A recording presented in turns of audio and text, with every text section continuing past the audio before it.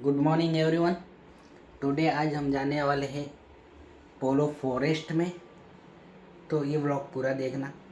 ये मेरी ज़िंदगी में सबसे पहला ब्लॉग होगा कि मैं कहीं जा रहा हूँ या किसी इंस्टीट्यूट की तरफ से मुझे ले जाया गया है।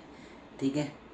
मैंने अब तक मेरी एजुकेशन जर्नी में अभी तक कभी भी ऐसा फ्लोर एक्सप्लोर नहीं किया है। ठीक है। तो देखते हैं अभी क्या होगा। अभी सुबह के 5 बज चुके हैं, राइट। और मैं रेडी हूँ पूरा।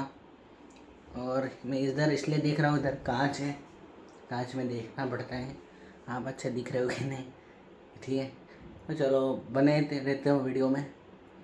और एक और बात, ये टाइम रिपीट नहीं आने वाला है, तो सो enjoy, never depress and never क्या बोलते हैं उसको, ज़्यादा चिंता नहीं करने की, ज़्यादा सीरियस मोड में मत चला जा भाई। सो फनी ना, तो पहले जैसा था वैसे नहीं। ठीक है। इंजॉय करने का टाइम है, सीरियस मोड ऑफ। अरे कोई कुछ भी बोले, सीरियस मोड नहीं लेने का। Okay, bye bye.